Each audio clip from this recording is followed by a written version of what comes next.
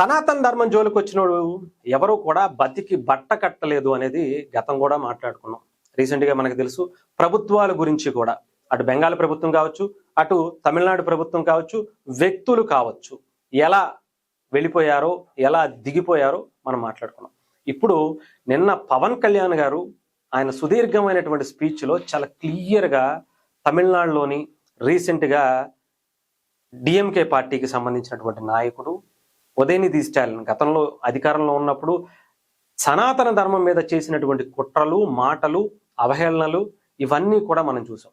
ఒక టెంపుల్ కి సంబంధించి అక్కడ ఎన్నో కొన్ని వందల సంవత్సరాలుగా వస్తున్నటువంటి ఆచారాన్ని, ఆ కార్తీక దీపాన్ని వెలిగించాలనేటువంటి దాని మీద కూడా అబ్జెక్షన్ పెట్టి ఇబ్బంది పెట్టినటువంటి పరిస్థితి. అలాగే సనాతన ధర్మం అంటే ఒక విషంతో, ఒక వైరస్ తో పోల్చినటువంటి పరిస్థితి కూడా చూసాం. ఆ తర్వాత తమిళ ప్రజలు ఇచ్చినటువంటి తీర్పు కూడా మనందరికీ తెలుసు.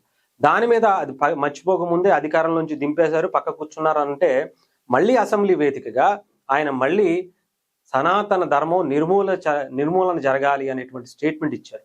దానికి వత్తాసు పలుకుతూ ఇప్పుడు అధికారంలో వచ్చినటువంటి తమిళనాడులో అధికారంలోకి వచ్చినటువంటి టీవీకే పార్టీకి సంబంధించినటువంటి మెయిన్ అంటే విజయ్ గారు టాప్ లో ఉంటే, ఆ పార్టీలో నెంబర్ 1 లో ఉంటే, నెంబర్ 2 లో ఉన్నటువంటి మంత్రి అర్జున్ అనుకుంటా, నాకు తెలుసు ఆయన తెలుగుకు సంబంధించినటువంటి వ్యక్తి అని కూడా అంటున్నారు. అలాగే ఇంకొక వ్యక్తి ముస్తఫా, ఎమ్మెల్యేగా ఉన్నటువంటి ముస్తఫా కూడా సనాతన ధర్మాన్ని శాశ్వతంగా నిర్మూలన చేయాల్సిందే అని ఒక స్టేట్మెంట్, అది ఉదయనిధి స్టాలిన్ మాట్లాడినటువంటి మాటలకు మద్దతు పలుకుతూ, ఎస్ మా అభిప్రాయం కూడా అదే, మా పార్టీ అభిప్రాయం కూడా అదే అన్నట్టుగా ఆ రోజు ఉదయనిధి స్టాలిన్ మాట్లాడుతున్నప్పుడు విజయ్ గారు కూడా ఏమీ మాట్లాడకుండా చేతులెత్తి నమస్కారం పెట్టి ఉండటం.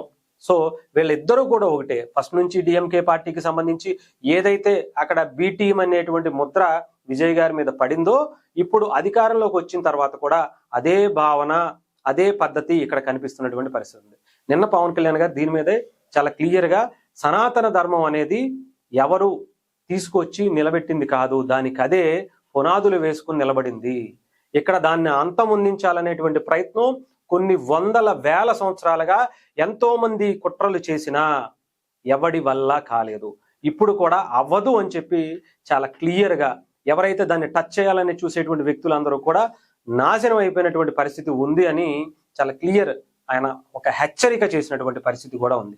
సో ఇక్కడ విజయ్ పార్టీకి సంబంధించినటువంటి ఆ ఎమ్మెల్యేలకి, మంత్రులకి, అలాగే డిఎంకే ఉదయనిధి స్టాలిన్ కి కూడా ఒక బలమైనటువంటి వార్నింగ్. పవన్ కళ్యాణ్ గారు ఆంధ్రప్రదేశ్ నుంచి డిప్యూటీ సీఎం గా ఒక సనాతన ధర్మానికి సంబంధించినటువంటి పరిరక్షకుడిగా, ఒక సనాతన ధర్మాన్ని పూజిస్తూ, పాటిస్తూ, మిగతా ధర్మానికి గౌరవిస్తూ ఇచ్చినటువంటి ఆ స్టేట్మెంట్ కూడా మనం చూడొచ్చు.